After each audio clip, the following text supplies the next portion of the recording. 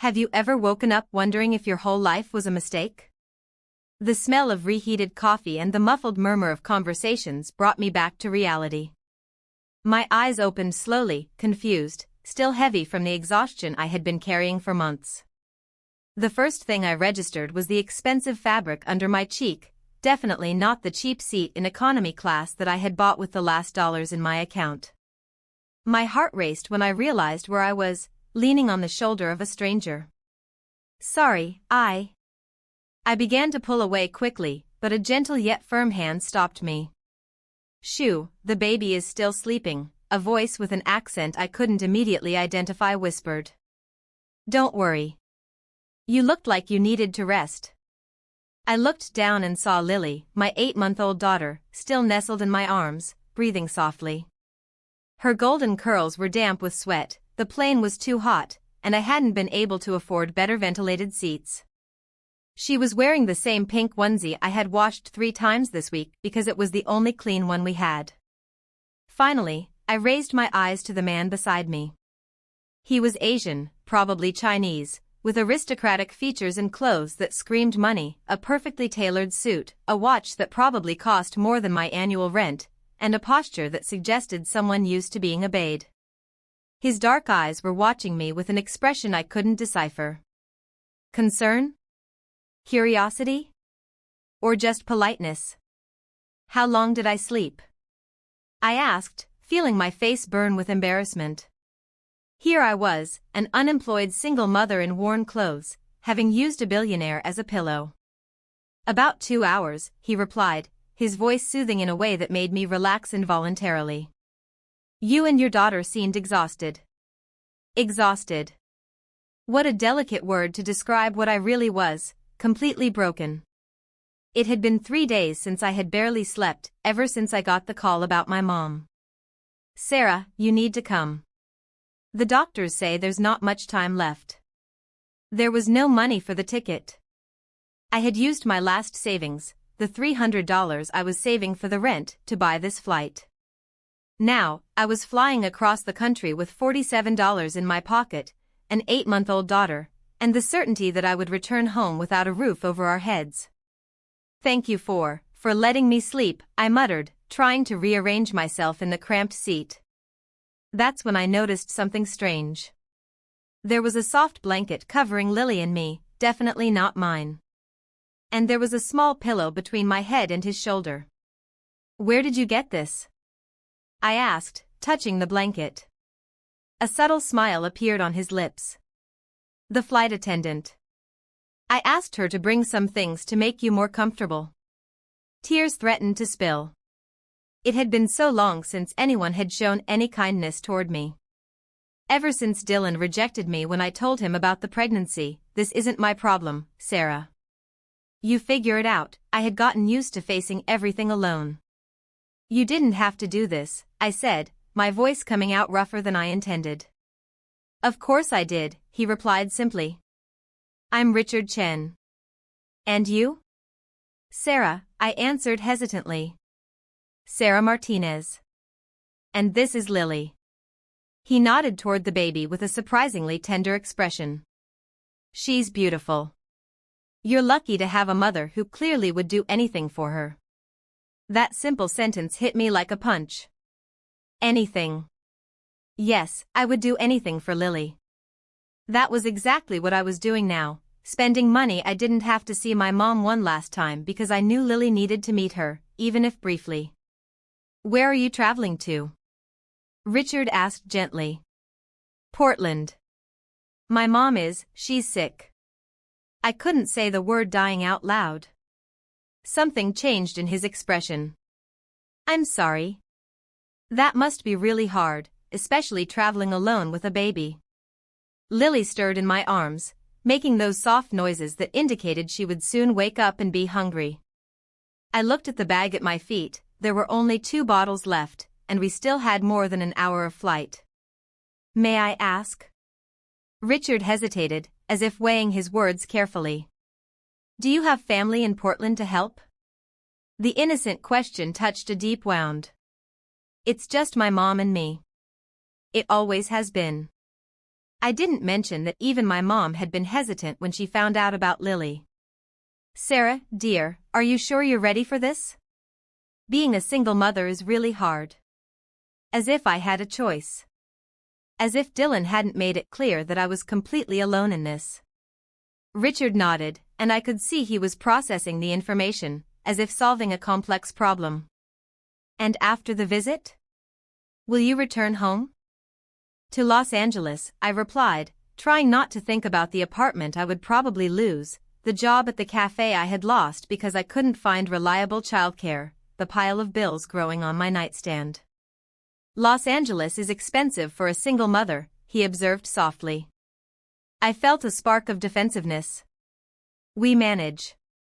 But even as I said that, I knew it was a lie. We weren't managing. We were slowly sinking, and I was desperate to find something, anything, to keep us afloat. Lily opened her eyes then, blinking in confusion before focusing on me with that smile that always melted my heart. She looked at Richard with curiosity. No fear, babies have an instinct for good people, I always believed. Hi, princess, I whispered to her. Did you sleep well? She babbled something unintelligible and reached out her tiny hand toward Richard. To my surprise, he smiled, a genuine smile that completely transformed his serious face. She's very sociable, he said. Very. Sometimes I think she compensates for my lack of social skills, I admitted before realizing how much that revealed about my loneliness. That's when the flight attendant appeared next to our seat. Mr. Chin, may I speak with you for a moment? Richard nodded and turned to me. Excuse me, Sarah. I'll be right back. As he walked away, I watched his broad back moving down the aisle. Several flight attendants seemed to know him, greeting him with respectful reverence. Clearly, he was no ordinary passenger. Lily started to get fussy, and I knew it would soon be time for her bottle. I began to fidget, looking through the bag when I noticed a small card that had fallen from the seat pocket next to me. I picked it up without thinking, and my heart stopped. Richard Chen, a CEO, Chen International Holdings. Beneath the name was an impressive list of business titles and affiliations. I was sitting next to one of the richest men in America, and I had slept on his shoulder like it was a regular pillow. When Richard returned a few minutes later, I was still staring at the card. I think this is yours, he said, handing it to me with a slightly trembling hand. He took the card and put it away without ceremony. I don't like to make a fuss. I swallowed hard. You're really important. I'm just a man, he said simply. A man who recognizes courage when he sees it. Courage? I repeated, confused. Traveling alone with a baby to care for your sick mother, clearly with limited resources, that's courage, Sarah. Tears burned my eyes again. No one had ever called my daily struggle courage before. Most people just saw what I represented on the surface, a young single mother who had gotten into trouble. It doesn't feel courageous, I whispered. It feels like I'm just trying not to drown. Richard leaned slightly toward me, and I could smell the subtle scent of his expensive cologne. Sometimes, just breathing is the bravest thing of all. The pilot then announced that we would soon begin our descent into Portland. My stomach tightened, not just from the change in altitude, but from the anxiety of what awaited me. Seeing my sick mother, pretending everything was okay, protecting Lily from any negativity, and then returning to a life that was falling apart. Sarah, Richard said softly, may I ask you a personal question? I nodded hesitantly. Is Lily's father not in your life anymore? The question hit me like a slap, bringing back all the painful moments I had tried to bury. Are you sure she's mine? Dylan had asked when I told him about the pregnancy, as if I were the type of person who would lie about something like that. Look, Sarah, I'm not ready to be a father. I'm not going to pretend I am. Here's $1,000. Do whatever you want with it. No, I finally replied, my voice barely audible. He made it very clear he didn't want any responsibilities. Richard nodded slowly, and I saw something harden in his expression. A man who abandons his own child is no man at all. The intensity in his voice surprised me. It was as if he had personally taken offense at Dylan's rejection. Lily started to whimper, and I automatically began to rock her, whispering comforting words. It was our familiar dance, me trying to be strong enough for both of us, even when I felt like I was falling apart inside. "You're a wonderful mother," Richard suddenly said. "That's obvious to anyone who sees the two of you together." "Thank you," I murmured, not knowing how to respond to such kindness from a stranger. "And Lily is lucky to have you." Those simple words broke something inside me.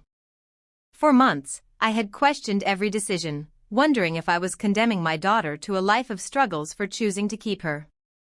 Hearing someone say she was lucky to have me was something I desperately needed to hear. "Sometimes I don't feel that way," I admitted. "Sometimes I feel like she deserves something better." "Better than unconditional love?" Richard asked. "Better than a mother who would sacrifice anything for her?" "Sarah, there's a lot of money in the world, but very little true love. Lily is rich in what really matters."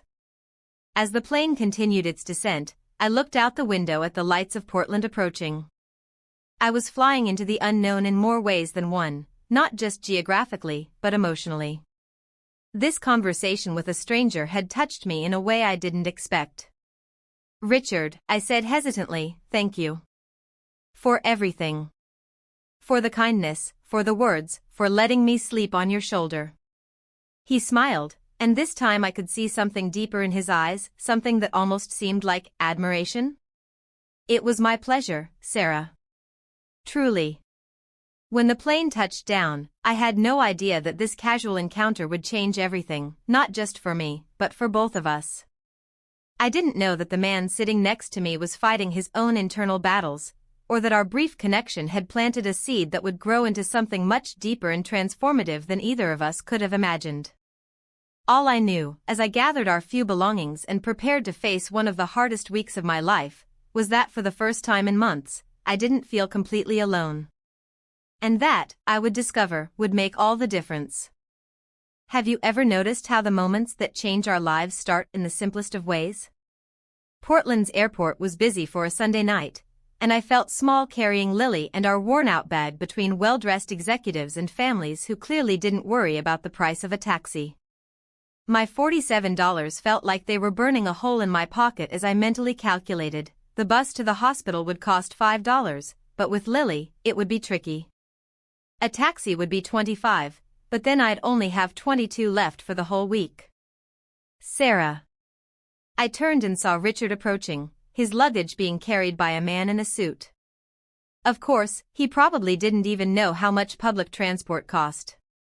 "Hi," I said, trying to sound casual despite the nervousness I felt seeing him again. On the plane, somehow, our class difference had seemed irrelevant.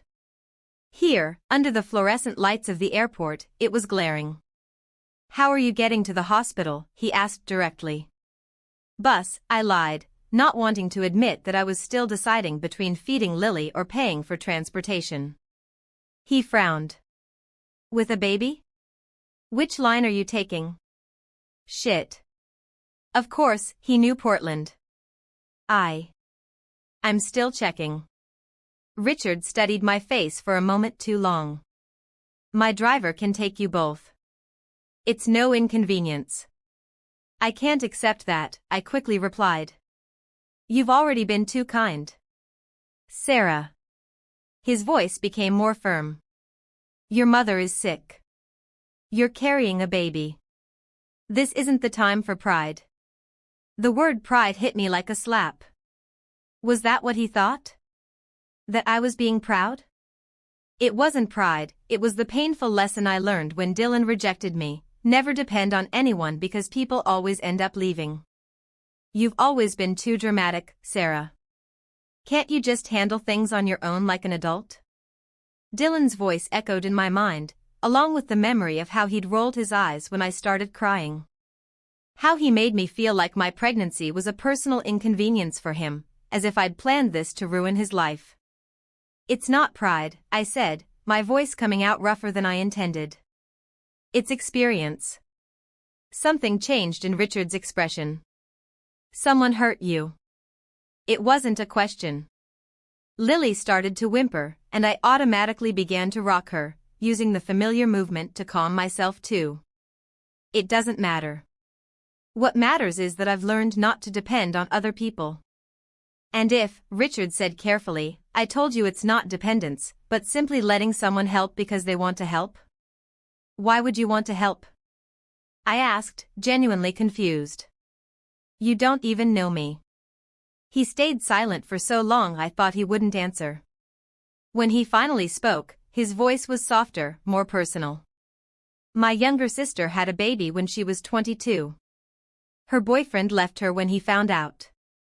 My parents, well, they weren't exactly understanding. His eyes hardened. I was building my business, traveling constantly. I wasn't there for her like I should have been. Lee was alone for too long. Is she? I asked softly. She was, he corrected. She died 3 years ago. Car accident when she was driving to her night shift she took to support my nephew. My heart stopped. Richard, I'm so sorry. So when I see a young mother traveling alone with a baby, clearly struggling. He shrugged, but I could see the pain in his eyes. Maybe this is my chance to do what I should have done for Lee. Tears burned my eyes. The vulnerability in his confession completely disarmed me. Here was one of the most powerful men in America telling me about his biggest failure, his greatest pain. I'll accept the ride, I finally said. Thank you. The smile he gave me was like sunlight after a storm. Richard's driver, a kind man named Marcus, drove us through Portland in a Mercedes that probably cost more than I'd make in 10 years. Lily was fascinated with the leather seats and the lights passing by the window. First grandchild? Marcus asked, observing Lily through the rearview mirror. Yes, I replied, realizing I had never thought about that. My mom would be a grandmother for the first time, and perhaps the only time. The weight of that realization hit me like a wave. The hospital appeared too soon, a gray, intimidating building against the dark sky. My stomach tightened as I realized this might be the last place I would see my mother alive. Do you want me to wait? Marcus asked gently. No, thank you. I don't know how long I'll be. Richard, who had been silent during the ride, turned to me. Do you have somewhere to stay? Once again, I felt my face burn. I'll figure it out. Sarah. There's a cheap motel a few blocks away, I lied. It'll be fine. He studied me with those intense dark eyes. My hotel has suites. I can ask them to. No, I interrupted quickly. Richard, you've already done too much. I really can manage. He nodded slowly, but I could see he wasn't satisfied. At least take my card. If you need anything. I took the card he offered, knowing I'd never use it. People like Richard Chin didn't mix their lives with people like me. This kindness was temporary, born of coincidence and perhaps guilt about his sister. Take care, Sarah, he said, and there was something in his voice that made me look at him again. And take care of Lily. Always, I replied. I got out of the car with Lily in our bag, and stood on the sidewalk watching the Mercedes disappear into traffic. Suddenly, I felt more alone than I had ever felt. The hospital smelled of disinfectant and silent despair. Lily was restless, she could feel my anxiety, babies always can. The elevator ascended slowly to the 5th floor, and with each number that passed, my heart beat faster. Room 523. I took a deep breath and knocked lightly. Come in, a weak voice replied. My mother looked like she had aged 10 years since I saw her 8 months ago. She was pale, too thin, with tubes connected to machines that beeped constantly. But when she saw me, her eyes lit up. Sarah, dear. Her voice was a hoarse whisper. You came. Of course, Mom. I approached the bed, Lily in my arms. And I brought someone to meet you. My mother's eyes fixed on Lily, and tears began to spill down her cheeks. My granddaughter, she whispered. She's beautiful, Sarah. So beautiful. Lily, as if knowing she was meeting someone special, smiled one of her toothless smiles that melted hearts. My mom reached out a trembling hand to touch Lily's little face. What's her name? Lily Rose. Rose in her honor. My mom cried harder then. Rose had been her middle name, and Lily's great-grandmother's name. Thank you, dear. Thank you for giving me this. For the next few minutes, we talked about Lily, how she was growing, her first teeth, the little things that fill a mother's days. My mom held Lily for a few minutes, whispering to her in Spanish, telling her about our ancestors, about family. But then reality returned. Sarah, my mom said when Lily fell asleep in her arms, we need to talk about practical things. My stomach tightened. Mom. I know things are hard for you. I know her father isn't helping. Her eyes hardened. That boy was always weak. I should have known. It was the first time she'd spoken about Dylan since Lily was born. When I told her about the pregnancy, she had been kind but distant, concerned about how I would support myself. When I told her that Dylan had abandoned me, she simply nodded as if she'd expected it. I don't have much to leave, she continued, but there are $5,000 in a savings account. The number is in my purse. $5,000. It was more money than I'd seen together in months. It could pay for overdue rent, buy food, maybe even find a better apartment in a safer neighborhood. Mom, you can't talk like this. Sarah. Her voice grew firmer.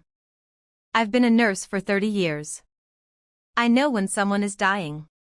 The doctors gave me 2 weeks, maybe 3. The harshness of her words hit me like a hammer. 2 weeks.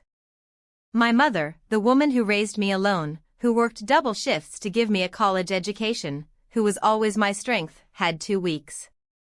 I want you to promise me one thing, she said. Anything.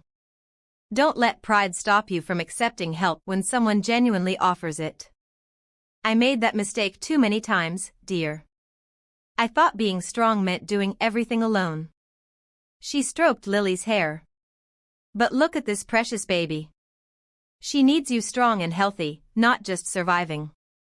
I thought about Richard, his offer of help, how quickly I rejected it. But how can you know if the help is genuine? You know. My mom smiled faintly. Your heart knows. The people who want to hurt you show it early. The people who want to help, they persist even when you push them away. A nurse entered to check my mom's vitals, and I stepped out into the hallway with Lily.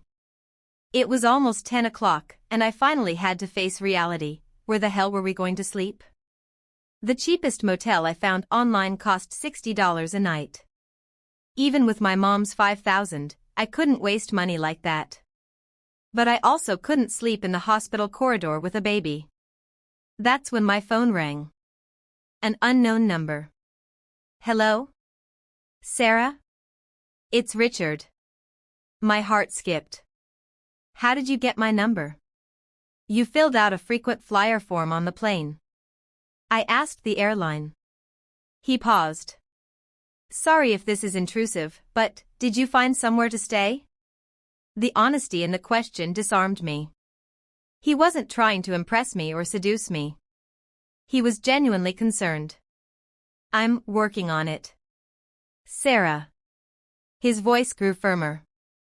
It's almost 11 at night. You're with a baby. Please, be honest with me. Maybe it was the exhaustion, or the emotion of seeing my mother so fragile, or just his voice, too kind to resist. Whatever the reason, I broke. No, I admitted. I have nowhere to stay. There's a Four Seasons 10 minutes from the hospital. There's a suite reserved in your name. Richard, I can't.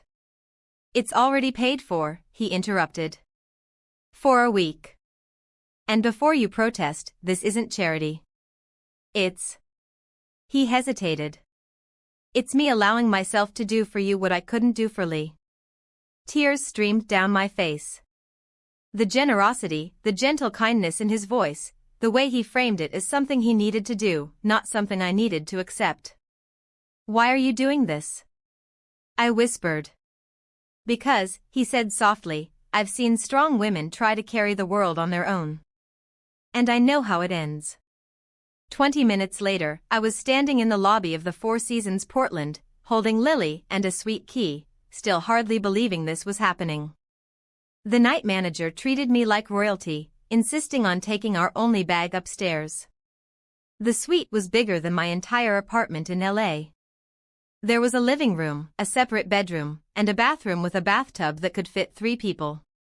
Lily was fascinated by everything, crawling on the soft carpet while I tried to process the surrealism of the situation.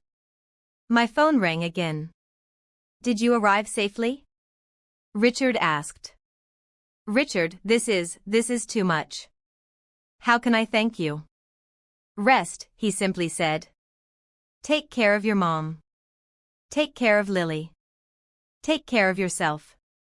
"Where are you?" I asked, realizing I didn't even know where he was staying. "In the same hotel, actually. Executive floor." My heart raced.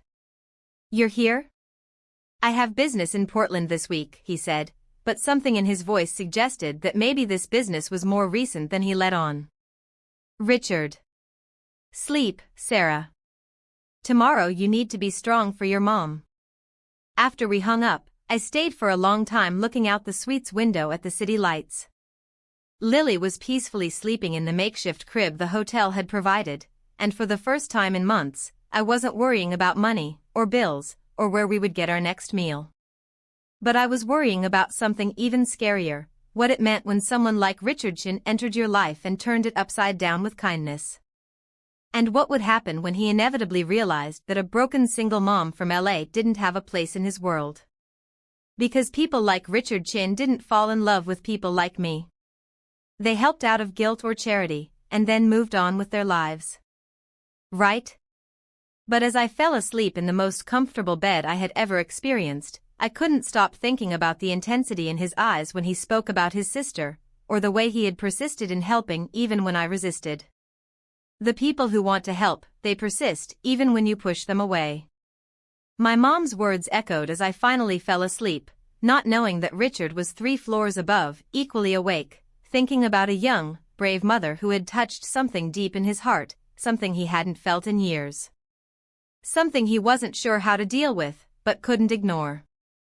Have you ever noticed how the simplest gestures can break down the walls we've built around our hearts? I woke up the next morning to the sound of Lily babbling happily in her makeshift crib, and for a confused moment, I didn't remember where I was. The golden light filtered through silk curtains, and the silence was different. There were no distant sirens, no shouting neighbors, or the constant noise of traffic that accompanied my life in LA. Then reality hit, Portland, my dying mother, Richard Chin, and his inexplicable generosity. My phone showed 3 missed messages. My heart raced. What if something had happened to my mom overnight? But the messages were from room service. "Good morning, Ms. Martinez. Breakfast will be available whenever you wish. Concierge. There are baby items available at the reception, courtesy of Mr. Chen. Management. A certified babysitter will be available from 9 a.m. to 5 p.m. as requested. Concierge. Babysitter? I hadn't requested a babysitter. I quickly dressed in the same jeans and shirt from yesterday, my only clean clothes, and went downstairs with Lily to the reception. The manager smiled warmly when he saw us. "Ms. Martinez. Mr. Chen left some things for you and the baby." Some things turned out to be an absurd amount of items: diapers from all the expensive brands, clothes for Lily in various sizes, bottles, educational toys, and even a top-of-the-line stroller still in the box. "This is too much," I murmured, feeling that familiar mix of gratitude and discomfort. "There's also this," the manager said, handing me an envelope. Inside was a simple card with Richard's masculine handwriting. "Sarah, so you can focus on what really matters. The babysitter is a certified professional, a former pediatric nurse. Lily will be safe if you want to spend more time with your mother. R. Tears burned my eyes. He had thought of everything, not just the financial aspect, but the emotional one. He knew I would feel guilty leaving Lily alone in a strange place, so he brought someone qualified. He knew I needed time with my mom, but I wouldn't be able to relax unless I knew Lily was well cared for. How could he know my needs better than I did? The babysitter, Margaret, was a kind lady in her 50s with a soft Irish accent and 30 years of experience with babies. Lily immediately took a liking to her, which both relieved and made me slightly jealous. "She's a sweetheart," Margaret said, holding Lily with natural ease. "And clearly very loved. Go ahead, dear. Spend time with your mom. Lily and I will get along just fine." At the hospital, I found my mom awake and a little more alert.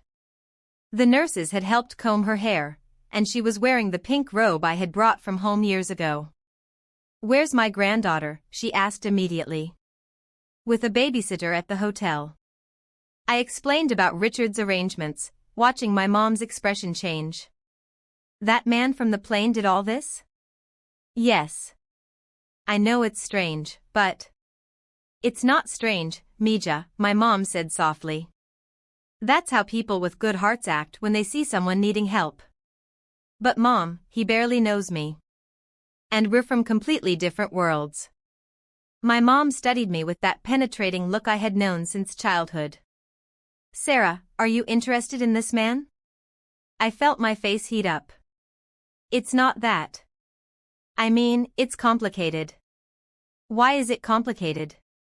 "Because he's a billionaire, Mom. CEO of a giant company. And I'm an unemployed single mom who can't even pay the rent. And that's not real life. That's a Disney movie. In real life, men like Richard Chin don't get interested in women like me." My mom stayed quiet for a long moment. "You know what your father told me when I started dating him?" She rarely spoke about my father, who had died when I was 5. "No. He said I was too good for him. That a smart and beautiful nurse could choose any doctor in the hospital, not a mechanic with hands always covered in grease." She smiled sadly. "I almost left him because of that." "But you didn't." "No. Because I realized he was measuring our worth by the wrong things. He saw differences where I saw compatibility. He saw obstacles where I saw love. But you were from the same world, more or less. Richard and I." "Sarah." My mom's voice grew firmer. "This man changed his business plans to stay in the same city as you. He paid for an expensive suite for a stranger. He hired a professional babysitter so you could be here with me. That's not how men act when they're just being polite." My heart sped up.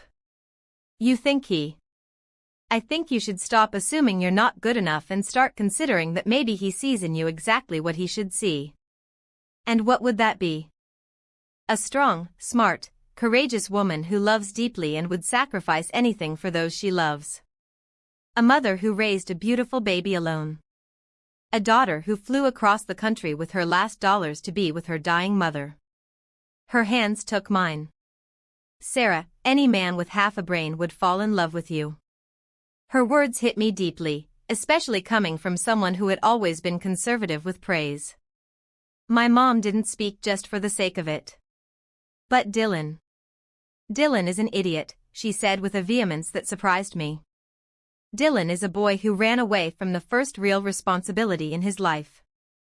Don't judge all men by a coward." We spent the morning talking about my father, about Dylan, about the fears I carried about not being good enough. It was the most honest conversation we'd had in years, and part of me knew it was because she was dying. People become braver with the truth when time is running out. Around noon, a nurse brought lunch for my mom, a soup and toast that she could barely eat. I was helping her with small sips when I heard a soft knock on the door. "Come in," my mom said. Richard appeared at the door, holding a simple yet elegant bouquet of flowers. He wore jeans and a button-down shirt, still clearly expensive, but more casual than his suit from yesterday. "Sorry to bother you," he said. "I just wanted to check how you're doing." "You're not bothering us," my mom said before I could reply. "Please, come in. I'm Rosa Martinez, Sarah's mother." Richard approached the bed and extended the flowers. "For you, Mrs. Martinez. Sarah told me you're going through a difficult time." My mom took the flowers with a genuine smile. "They're beautiful. Thank you. And thank you for taking such good care of my daughter and granddaughter." "It's my pleasure," Richard said, and I could tell he meant it. "Sit down," my mom insisted, pointing to the chair beside mine. "Tell me about yourself. Sarah said you have a company?" For the next 20 minutes, I watched Richard talk to my mom with an ease that surprised me. He didn't talk about money or business in a pretentious way. Instead, he talked about growing up in an immigrant family, working at his parents' restaurant as a child, about his sister Lee and how she had been the brave one in the family. "She would have liked Sarah," he said at one point, and something in his voice made my heart tighten. "Sarah is special," my mom agreed, making me blush. "She's always been. Too independent sometimes, but special." "Mom," I murmured, embarrassed. "What?" "It's true." She turned to Richard. "She refuses to accept help, you know. Too proud." "It's not pride," Richard said, looking at me. "It's self-preservation. Someone hurt her." The way he said that, with such certainty and understanding, disarmed me. It was exactly that, and the fact that he understood without me having to explain was both comforting and terrifying. "Dylan," my mom said simply. "Lily's father. Made it clear she was a problem he didn't want to solve." "Mom." I protested, mortified. "What?" "Richard needs to know what kind of idiot you had to deal with." Richard was very quiet, and when he spoke, his voice was laden with controlled anger. "He said that to you?" "Among other things," I reluctantly admitted. "What kind of man?" Richard stopped, clearly struggling to maintain composure. "Sorry. It's not my place." "Of course it is," my mom said firmly. "Any decent person would be angry about this." It was then that a nurse entered to check my mom's vitals, and Richard stood up to give space. "I'll leave you to rest," he said. "Sarah, if you need anything." "Richard," my mom interrupted him. "Do you have plans for dinner?" My heart stopped. What was she doing? "No, ma'am. Sarah is probably going to order room service to eat alone at the hotel while the baby sleeps. How about you two have dinner together? Like civilized adults?" "Mom," I hissed, mortified. "It's a great suggestion," Richard said, and I could see a smile playing at the corners of his mouth. "Sarah, would you like to have dinner with me?" All the reasons why this was a bad idea flashed through my head. The differences between us, the fact that this couldn't lead to anything, my tendency to fall for men who abandoned me. But then I looked at my mom, who was smiling with a sparkle in her eyes I hadn't seen in months. And I thought about her words about my father, about not measuring value by the wrong things. "All right," I finally said. "But nothing too extravagant." The smile Richard gave me was like the sun after a storm. "I know the perfect place." After Richard left, my mom grabbed my hand. "This man is in love with you," she said bluntly. "Mom, don't be ridiculous. He barely knows me." "Sarah, Mija, men in love do irrational things. Men who are just being nice don't rearrange their entire lives for a stranger." She squeezed my hand. "And the way he looks at you, it's the same way your father looked at me." "Even if it's true," I said carefully, "it doesn't mean it's a good idea. We're from different worlds." "Love doesn't care about different worlds," my mom said firmly. "Love cares about heart compatibility. And from what I've seen today, you two have much more in common than you have differences." When I left the hospital later, my mind was spinning. For the first time since Lily was born, someone was encouraging me to think about romantic possibilities. And not just anyone, my mom, the most practical and protective person I knew. Back at the hotel, I found Lily and Margaret playing on the suite floor. Lily had clearly had a wonderful day. She was clean, fed, and wearing one of the new outfits Richard had provided. "How was the day?" I asked Margaret. "Perfect. She's an angel." Margaret smiled. "Mr. Chin stopped by earlier to see how we were doing. He brought more toys." "More toys?" "Of course, he did." "Did he say anything?"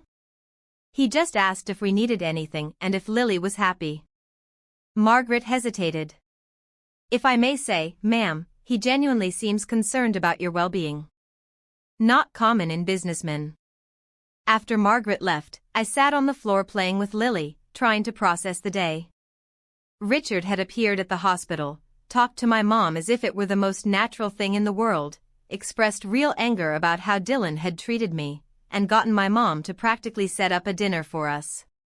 And now we had dinner. A real date. My phone rang at 5:30. "Hi, Sarah. It's Richard. Is it okay if we pick you up at 7? "Pick us up?" "Marcus will drive. I thought it would be more comfortable for you." Always thinking of the details, making sure I felt safe and comfortable. It was disconcerting to have someone anticipating my needs like this. "All right. Where are we going?" "You said nothing extravagant." "Trust me?" And strangely, I trusted him. Completely. "Yes," I said. "I trust you." After hanging up, I looked at the closet and realized the obvious. I had absolutely nothing appropriate to wear for a date with a billionaire. My wardrobe consisted of the jeans I was wearing, a clean shirt, and a simple black dress I had brought for my mom's funeral. The funeral dress would have to do. As I got ready and applied the little makeup I had, Lily watched me from the crib with her big, curious eyes. "What do you think, little one?" I asked. "Should mommy take a risk?" Lily babbled something that I chose to interpret as encouragement. At 7 o'clock sharp, Richard knocked on the door. When I opened it, my heart stopped. He looked stunning, dark jeans, a white shirt, and a casual blazer, but what hit me was the expression on his face when he saw me. As if I were the most beautiful thing he'd ever seen. "You look gorgeous," he said softly. "Thank you." I felt my face heat up. "Where are we going?" "A place I think you'll like." "Ready?" I grabbed my purse, the same worn-out bag I'd been carrying for 2 years, and followed him out of the suite, unaware that this night would change everything between us. Unaware that in a few hours, all the walls I had built around my heart would begin to crumble, brick by brick. Richard's not extravagant place turned out to be a small, family-run Mexican restaurant in Portland's historic district. Not the kind of place I expected a billionaire CEO to know, let alone frequent. "How did you know about this place?"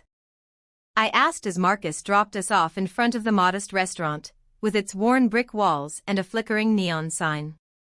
"My assistant is from Portland."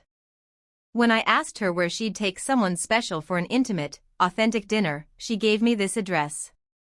Richard hesitated on the sidewalk. "I hope it's okay." "I know it's not." "It's perfect," I interrupted, and I meant it. The smell of spices and homemade food coming from the door reminded me of the restaurants my mom and I used to go to when I was a kid, before money became tighter. The interior was cozy, with soft lighting and mariachi music playing softly. An older Mexican woman greeted us with a warm smile. "Bienvenidos. Table for 2? Sí, por favor," I replied automatically in Spanish, and Richard looked at me in surprise. "You speak Spanish?" "My mom is Mexican-American. I grew up bilingual." I felt a familiar pang of insecurity. "I hope that's not a problem." "Why would it be a problem?" Richard seemed genuinely confused. "It's impressive. I'm still struggling to be fluent in Mandarin, and that's my mother tongue. The hostess led us to a table in the corner, illuminated by candles that created an intimate atmosphere. As we sat down, I felt that strange sense of living someone else's life. 3 days ago, I was counting coins to buy milk for Lily. Now I was having dinner with one of the wealthiest men in America. "Sarah," Richard said softly, "are you okay? You look tense." I took a deep breath. If we were going to do this, if we were going to have this date, I needed to be honest. "It's strange," I admitted. "Being here. With you." "Why?" "Because this isn't my life." I gestured vaguely around. I don't do romantic dinners. Not since before Lily was born." "And before Lily was born?" The question caught me off guard. "Before Lily, I was with Dylan for 2 years. Romantic dinners weren't exactly his style." "What style was it?" I thought of Dylan, always preferring loud bars with his friends, always making me feel like I was too serious, too intense, too demanding when I wanted to spend time alone with him. "Casual," I finally said. Everything with Dylan was casual. Including me. Richard fell silent for a moment, studying my face. "What do you mean by that?" "I wasn't officially his girlfriend." "We were." "I don't know, a thing." "For 2 years." The words came out bitter. He never took me to meet his family. Never posted pictures of us on social media. When people asked if he was dating anyone, he'd say he was enjoying life. "For 2 years?" Richard's voice was tense. "Yeah. And I accepted it because..." I stopped, realizing how pathetic it sounded. "Because I thought it was better than nothing." Richard didn't say anything for a long moment, but I could see the anger forming in his eyes. When he finally spoke, his voice was controlled but firm. "Sarah, do you realize how wrong that was?" "I do now." I fiddled with my napkin. But at the time, I thought if I was patient enough, good enough, he'd eventually take me seriously. "And when you found out about Lily?" The question I knew was coming. The memory that still hurt like an open wound. I told him on a Tuesday night. Well, anyway. I was lying in his bed, happy, thinking maybe a baby was the thing that would finally make us a real family. I laughed bitterly. What an idiot I was. What did he say? First he asked if I was sure it was his. Then he asked why I hadn't been more careful. Like it was all my responsibility. The words came out like poison. Then he went silent for so long I thought maybe he was processing it, trying to figure out how to make it work. Richard waited patiently while I gathered the courage to continue. But then he got up, started getting dressed, and said, "Sarah, you know I'm not ready for this. I'm not going to pretend I am." And when I started crying, he rolled his eyes and said I was always too dramatic. "Son of a bitch," Richard murmured, and the raw anger in his voice surprised me. He offered money for an abortion. $1,000. He said it was generous. My hands trembled slightly. When I said I wanted to keep the baby, he said that was my choice, but it wasn't his problem. Richard was completely still. And then? Then, nothing. He changed his phone number. Blocked me on social media. When I showed up at his apartment a few weeks later, he told me if I kept stalking him, he'd call the police. Jesus Christ, Sarah. The most pathetic part? Part of me still hoped he'd change his mind. That when Lily was born and he saw her. I shook my head. What an idiot, right? Richard reached out across the table and covered my hand. His fingers were warm and firm. You weren't an idiot. You were hoping. And there's nothing idiotic about hoping that someone you loved would do the right thing. But he didn't. No. And that says everything about him, nothing about you. The waitress appeared then to take our orders, interrupting the intense moment. We ordered, he with hesitant Spanish that the waitress found charming, me feeling more relaxed than I expected. Now it's your turn, he said once we were alone again. Tell me about you. Relationships, heartbreak, the whole story. Richard laughed, but it was a sound without humor. There's not much to tell. Impossible. How old are you? 35? 36. And seriously, there's not much to tell. How so? He hesitated, as if deciding how much truth to share. I built my company from 22 to 35. Worked 70, 80 hours a week. Relationships were functional. Functional? Women who understood that work came first. Who didn't expect emotional commitment. He looked at his hands. Convenient relationships that worked for both sides. That doesn't sound very fulfilling. It wasn't. But it was safe. He looked directly at me. Until recently, I thought safe was enough. There was something in the way he said that made my heart race. What changed? I met a brave young mother on a plane, who made me realize that safe might just be another word for empty. The air between us grew charged. I could feel something changing, a new and terrifying tension forming. Richard. Sarah, can I be honest with you? I nodded, not trusting my voice. When you fell asleep on my shoulder yesterday, it was the first time in years I felt needed. Not for my money or my company, but as a person. You needed rest, kindness, someone to take care of you for a few hours. And I could give that. You barely knew me. I knew enough. I saw an exhausted mother carrying a baby, clearly struggling but refusing to give up. I saw strength and vulnerability at the same time. I saw. He paused, I saw someone real. Tears burned my eyes. I'm not anything special, Richard. How can you say that? His voice grew more intense.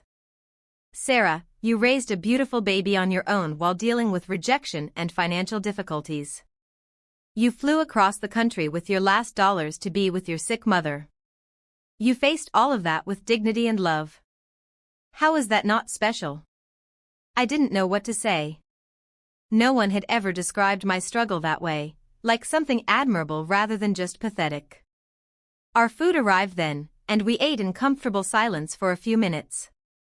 The food was delicious, authentic spices that reminded me of my mom's cooking when I was a child. Can I ask about your parents? I said finally. They immigrated from China when I was 3. They opened a small restaurant in San Francisco. Worked 16 hours a day to give me an American education. His face softened. They passed away 5 years ago, 6 months apart. I'm sorry. Thank you. They saw the company grow, at least. They were proud. He smiled sadly. My mom always asked when I'd bring a good girl to meet her. It never happened. Why not? Because I never met someone who wanted to meet my parents, he said simply. The women I dated were interested in the CEO, not the immigrant son who grew up washing dishes in the family restaurant. That revelation hit me hard. Here was one of the most successful men in America, telling me about loneliness and superficiality. That must have been lonely. It was. Especially after Lee died. She was the only person who truly knew me. Tell me more about her. Richard's face lit up. Lee was pure light. 3 years younger than me, but always the wisest. When our parents were disappointed with her pregnancy, Lee just laughed and said she was giving them the most beautiful grandchild in the world, whether they liked it or not. She sounds amazing. She was. And you remind me of her. He looked directly at me. The way you love Lily, the way you protect her, the way you face challenges with your head held high. Lee would have liked you a lot. Tears streamed down my face. The way he spoke about his sister, the raw pain in his voice, the way he compared me to someone he clearly loved deeply. Sorry, I murmured, wiping my eyes. I don't usually cry on dates. I don't usually talk about Lee on dates, he said softly. Or anything personal. Why are you doing this with me? Richard stayed quiet for so long I thought he wouldn't answer. When he finally spoke, his voice was low and intense. Because when I look at you, I feel like I can breathe for the first time in years. The restaurant, the other people, the whole world disappeared. There was just the two of us, this confession hanging in the air between us, and the terrifying realization that something deep was happening. Richard, I know it's complicated, he continued. I know we're from different worlds. I know you have every reason not to trust men after what that idiot did to you. But Sarah. He reached out again, touching my face gently. I can't pretend that what I feel for you is casual or convenient. What do you feel for me? I whispered. I'm not sure yet. I just know that since yesterday, you and Lily are all I can think about. I know I want to learn everything about you, your hopes, your fears, your dreams.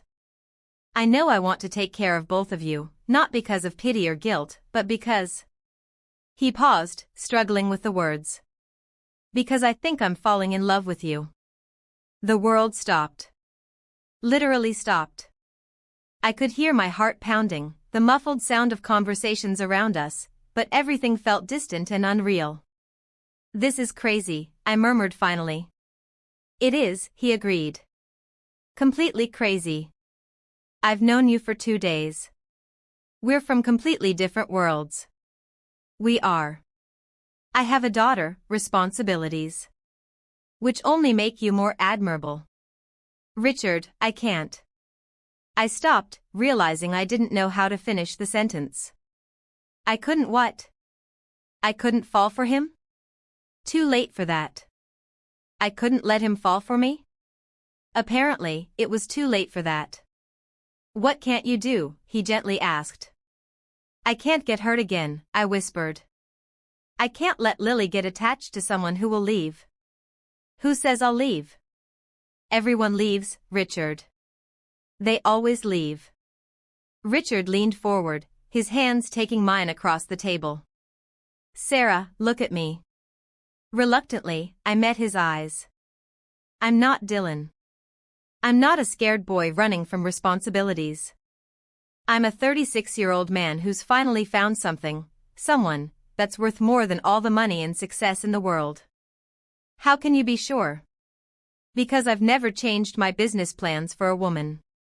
Because I've never stayed awake all night thinking about someone I met 2 days ago. Because when I think about the future now, I no longer see just business and profits. I see you and Lily. Tears flowed freely now. That scares me. It scares me too, he admitted. I'm terrified. I don't know how to be someone's boyfriend, much less someone's father. But Sarah, for the first time in my life, I want to learn. And if it doesn't work? And if it does? We looked at each other for a long moment, both of us breathing heavily, both knowing we had reached a point of no return. What happens now? I asked finally. Now, Richard said, smiling that smile that made my heart race, you let me try to win your heart. One day at a time. No pressure, no promises I can't keep. Just trying. And Lily? Lily too. If you'll let me. I thought of my mom, her words about not letting pride prevent me from accepting genuine love. I thought of Lee, his lost sister, and how our situation echoed hers. I thought of all the loneliness and struggle of the past months, and how for the first time in so long, I didn't feel completely alone. All right, I said finally. But slowly. Slowly, he agreed. And if at any point you decide this is too complicated. Sarah. His voice became firm. Stop. I'm not going to decide that. I'm not going to change my mind. I'm not going anywhere. How can you be sure? Because, he said, lifting our intertwined hands and gently kissing my fingers, I've finally found my home. And in that moment, in that small Mexican restaurant in Portland, with flickering candles and mariachi music playing softly, I felt the first cracks in the walls I had built around my heart. It was terrifying and wonderful at the same time. And for the first time since Lily was born, I allowed myself to imagine a future where I wasn't alone. The next 5 days passed like a strange and painful dream.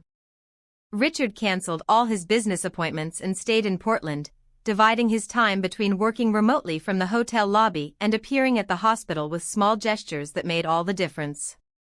On the third day, he brought Cuban coffee that he had specially ordered from a cafe my mom had mentioned loving when she was young. On the fourth day, he showed up with a hand-woven blanket that he had bought from a local artist because it looked like something your mom would use. On the fifth day, he simply appeared and held my hand while we watched my mom sleep. "You don't have to be here," I whispered to him that afternoon, watching as he gently adjusted the pillow behind my mom's head. "I know you have important things to do." "There's no place more important for me to be," he simply replied. Even in her weakest moments, my mom noticed the affection between us.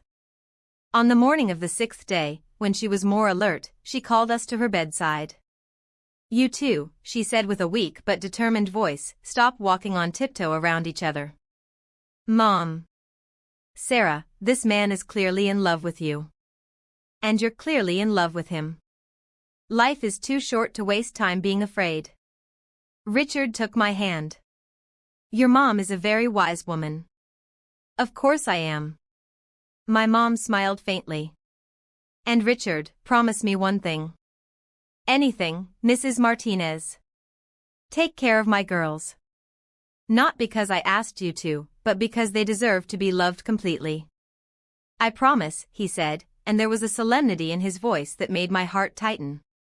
My mom passed away peacefully the next morning, with Richard holding one of her hands and me holding the other, while Lily slept in my arms. Her last words were in Spanish, "Sueda bien a tu familia nueva, mija." "Take care of your new family, daughter." When the doctor confirmed that she had passed, I completely fell apart. All the stress of the last few months, all the pain of watching her deteriorate, the reality that I was truly alone in the world now, it all came crashing down at once. Richard held me while I cried, whispering comforting words, being exactly what I needed, strong when I couldn't be, calm when I was falling apart, present when everything seemed to be crumbling. "I don't know how to do this," I sobbed against his chest. "I don't know how to live without her." "One day at a time," he murmured into my hair. "And you're not alone. You'll never be alone again." The next days passed in a fog of funeral arrangements, paperwork, and the brutal reality of saying goodbye. Richard took care of all the practical details I couldn't process, from arranging for the body to be transported to dealing with the hospital and funeral home. "Let me take care of this," he would say whenever I tried to intervene. "You need to focus on grieving and taking care of Lily." Margaret continued taking care of Lily during the most difficult moments, and I watched with a heavy heart as my daughter had become attached not only to her but to Richard as well. Lily smiled when she saw him, reached her arms out to him, and Richard held her as if she were made of crystal and gold. "She trusts you," I observed one afternoon, watching them play on the floor of the suite while I tried to deal with the hospital bills. "Babies are good judges of character," Richard said, making Lily laugh with a simple game of hiding his face. "They can sense who is safe." "And are you safe?" He stopped playing and looked at me directly. "For you too?" "Always." The funeral was small and intimate, just a few of my mom's nurse colleagues, some neighbors, Richard, and me. When it was time for me to speak, I stood up trembling, holding the paper with the words I had written. "My mother, Rosa Martinez, was." My voice faltered. I couldn't continue. Richard stood up, walked over to me, and gently took the paper. "May I?" he whispered. I nodded, unable to speak. He read my tribute to my mother with a clear and respectful voice, giving life to my words about her strength, her generosity, her unconditional love. When he finished, his own words flowed. "Rosa Martinez taught her daughter that true love means sacrifice, that strength comes from kindness, and that family is chosen as much as it is born. Sarah carries all these lessons in her heart, and through her, Rosa will continue touching lives for generations. When he returned to sit beside me, I saw tears in his eyes as well. After the funeral, we stayed in silence in the suite for a long time. Lily slept, exhausted from the events of the day, and I felt empty, as if part of me had been buried too. "What happens now?" I finally asked. "What do you want to happen?" "I don't know." It was the raw truth. My whole life changed in a week. I lost my mom, I met you, everything I thought I knew about my future. Sarah. Richard kneeled in front of the armchair where I was sitting. "Can I ask you a question?" I nodded. "Do you love me?" The direct question caught me off guard. "Richard. It's a simple question. Do you love me?" I looked at this man who had appeared in my life like an angel in disguise, who had taken care of me and my daughter without asking for anything in return, who had held my hand while my mother passed away, who had read my tribute when I couldn't speak. "Yes," I whispered. "I love you." "Then marry me." My heart stopped. "What?" "Marry me. Not now, not tomorrow, but when you're ready. Marry me, let me officially adopt Lily, let me give you both the world." "Richard, this is crazy." "It's love," he corrected. "And maybe a bit of craziness too."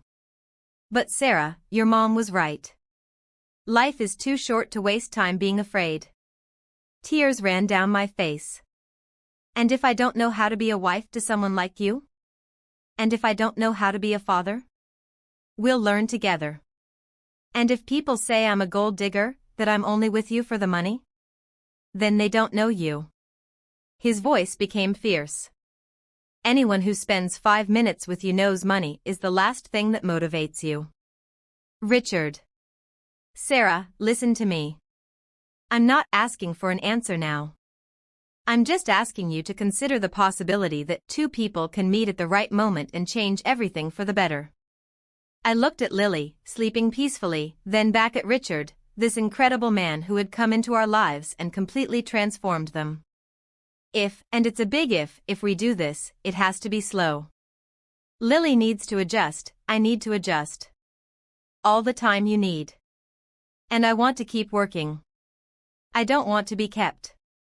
You can work whatever you want, wherever you want. Or you don't have to work. Or you can start your own business. Your choice. And if your rich friends don't accept me? Then they're not my friends." He took my hands. "Sarah, do you think I care about the opinion of people who judge others by money or status? The only opinions that matter are ours and Lily's." I took a deep breath, feeling the last walls around my heart beginning to crumble completely. "All right," I said finally. "All right, what?"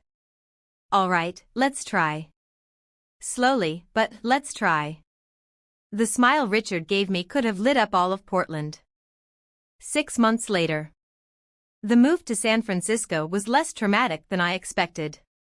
Richard bought a beautiful but not extravagant house in a family-friendly neighborhood, with a backyard perfect for Lily to play in when she got older. I insisted on a prenuptial agreement to protect his assets, not because I didn't trust him, but because I needed to know I was with him for the right reasons. I found work as a freelance translator, something I could do from home while taking care of Lily. Richard respected my need for financial independence, though he had to restrain himself from helping with everything. "You know you can let me buy these things, right?" he said one afternoon, seeing me carry grocery bags into the house. "I know. But I like contributing to our home." "Our home," he repeated, smiling. I liked the sound of that. Lily, now 14 months old, started calling him Dada, not because we taught her, but because it was natural for her. The first time it happened, Richard cried. "She chose you," I whispered, watching him hold her with reverence. "We chose each other," he corrected. "All three of us." 1 year later. Our wedding was small and perfect, just the three of us, a justice of the peace, and Margaret as a witness. Lily wore a white dress and carried the rings in a little basket, drooling on them during the process and making everyone laugh. "Do you promise to love and care for each other, for better or worse?" the judge asked. "We do," we answered together, looking at each other. "And do you promise to love and care for this child as if she were your own?" "She already is mine," Richard simply said, looking at Lily. When we kissed as husband and wife, Lily clapped her hands and shouted "Dada! Mama," as if she understood perfectly what was happening. Maybe she did. 2 years later. "Sarah, look." Lily, now 3.5, ran to me holding a scribbled drawing. "I made our family." It was a typical child's drawing, 3 stick figures holding hands, with messy hair and crooked smiles. But to me, it was art. "Who's who?" I asked, kneeling down to her level. "This is me," she pointed to the smaller figure. "That's Dada, and that's you, Mama. And look." She flipped the paper over. On the back were more figures. "This is Grandma Rosa in the sky, and this is the baby in your belly." My hand instinctively went to my still flat stomach. Richard and I had decided to try for another baby, but we hadn't told Lily yet. "How did you know about the baby in Mama's belly?" I asked softly. "Dada told me. He said it's going to be my little sister or brother." I looked at Richard, who was leaning against the kitchen door with a mischievous smile. "You told her before you told me?"